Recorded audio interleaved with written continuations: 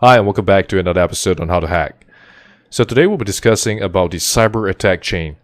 The reason why we have to understand about the cyber attack chain is because there are a lot of questions about what goes on in the penetration testing, how are security assessment being carried out, and the best way to actually describe that is to look at the cyber attack chain.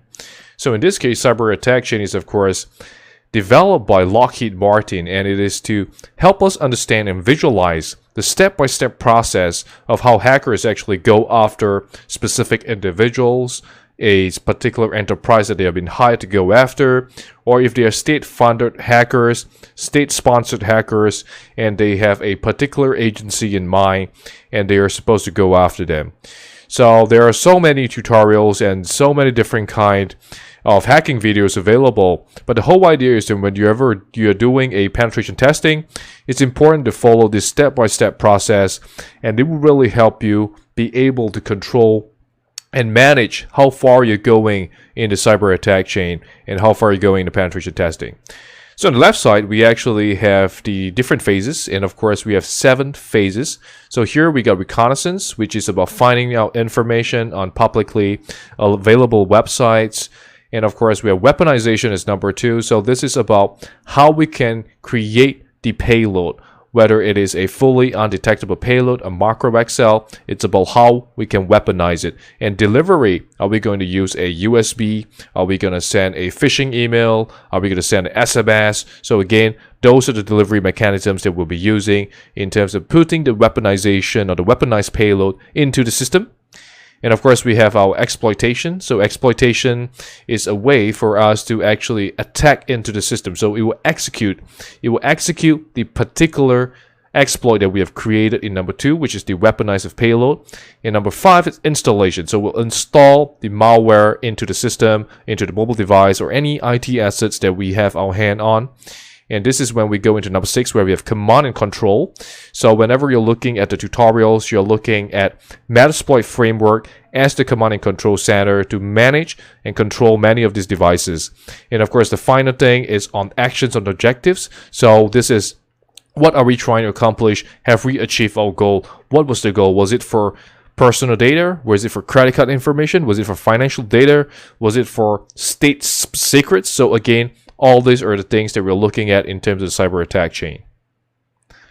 So of course, why discuss the cybersecurity Q chain? So it's really important whether you're talking about the Q chain or cyber attack chain, because many enterprises or users can be victimized by many of these cyber breaches. And over here we can see the different companies that have been compromised. And again, it all follows the same steps. So if you read up about the hacks that have happened, you recognize that many of these hacks that have happened follow this specific step. So if you manage to get a detailed report on it, you'll be able to see how the hackers actually carry out the attack, and it is very similar to what you see in the cyber attack chain, all the cybersecurity Q chain.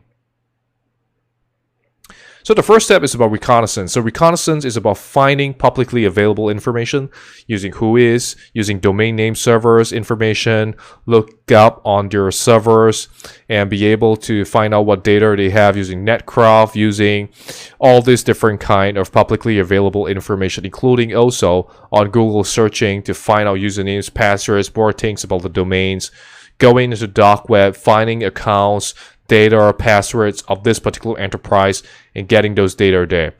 So again, the characteristics of this, it could range from minutes all the way to weeks and months trying to find out all this data. And because a lot of users have social media accounts, so again, those are good places to also start off at to find out more details about an enterprise, about the individuals working in the enterprise. So this is what we call passive reconnaissance. We are trying to find out all publicly available information, not directly interacting with the enterprise. So do note on that. And of course, this is where we have the active reconnaissance. So active reconnaissance means we are probing the system. So whenever you look at Nmap that we have been using in a number of the tutorials, we are trying to get details about the services of the systems and the servers that are available inside that particular enterprise. So we are actually trying to probe directly into the system, looking at fingerprinting, reconnaissance. We are working and we are pinging the system to find out more details and data. So these are information that we can find out immediately from. So again, active reconnaissance and passive reconnaissance are very different in terms of trying to find out all these details.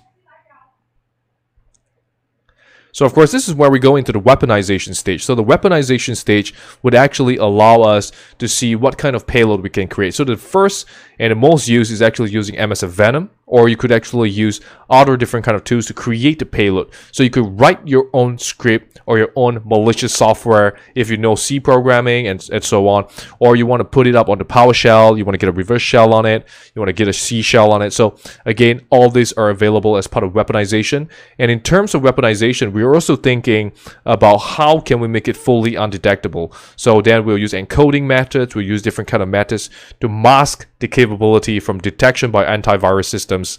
And of course, ultimately, this would bring us into the delivery stage. So in the delivery phase, this is the part where we're thinking about how are we going to deliver the payload into the user's machine. So again, over here, we got a social engineer toolkit that you see in a number of tutorials. So it's about website attacks. Do you want to create a website, host a particular payload? Do you want to create an infectious media generator, put it into a USB drive, execute it the moment the user plug it into the computer? Do you want to have a payload? Do you want to do mass mailer? So all these options are here inside the social engineer toolkit, and we'll be exploring a lot more later on. So this is about the transmission of the attack. How do we get the payload, the weaponized payload, into the user's computer? So again, another key point in terms of sending out the phase. And another thing to think about is also what kind of payload are you doing? Because some of these delivery mechanisms can be very different. So one, you could be using a lot of phishing emails that could be blasted out to millions of users. Or two, it could be a very targeted, very specific format of the email that is sent to one person where we just want that person to click onto it so that we can go after the particular entity. And this is on the exploitation stage. So this is what happens once you're weaponized, you've delivered, the user clicks onto it, and you get a reverse shell immediately. So this is the detonation of the attack. So once the exploit happens, we are into the system, and this allows us to have control of their environment. So again, this is all about gaining access, bypassing security mechanisms. So this is the detonation of the payload. And of course, once you have the detonation, this is where we go into the installation. So this is where we want persistence inside the system. We want to have the ability to persist inside the mobile device, inside the server, inside the computer device. So again, this is what we call a payload again on the screenshot. So this is a macros have been disabled. Once the user click on enable content, immediately we'll get an access and we'll install a payload into the system, and we will actually create persistence so that we can be able to latch onto the computer system no matter how much they update to it. And of course, this is the command and control. In command and control, we have a number of options inside the channel where we discuss about how we can actually control the system. So the first one that is most used a lot of time is using Metasploit framework. And there's also, of course, on Empire PowerShell. So Empire directly to manage based on the PowerShell scripting. So another great way for us to manage many of these computers and systems. So this is what we call the bots. So any of these computers that have been hacked into, we call them the bots, and we're controlling them. And on the top, you can see we got the bot herder. So the bot herder actually allows you, which is you, to control what the bots will do as a result of them being hijacked into. So of course, the focus can be very different. So if you're a state-funded hacker, chances are you're going for sensitive data, confidential data, top secret data. Top secret data meaning they have grave danger to a nation. So you're going after those specific data. And if you are a cyber criminal who is going after for financial gains, then you have a very different set of data. You could be looking for credit card information, username, passwords that you can sell on the dark web. So again, the purpose, the action, and the objective can be very different across many different kinds of threats, many different kinds of attacks. So, of course, the question will be, if I'm a defender, I'm on the blue team, and I want to protect against this cyber attack, what can we do? So the whole idea goes back into the concept of defense in depth. So defense in depth means that we must always have a way of slowing down the attacker. So if a state-funded hacker, someone who is persistent in trying to get into your enterprise, getting your data, what we can do is to slow down the person as much as possible and keep changing the different kind of security mechanisms or countermeasures that we have in place that will take a very long time for the hacker to go after you. So If you're managing an enterprise, you may have thousands of computers, endpoints, servers, and so on. So what you do is you will actually make sure that you have antivirus systems, you have a security monitoring platform, you have a web application firewall, database firewall, and many different of these security mechanisms in place that will slow down the hacker.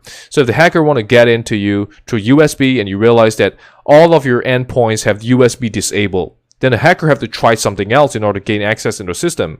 And this would take longer and longer for them to persist through in order to gain access into your sensitive data.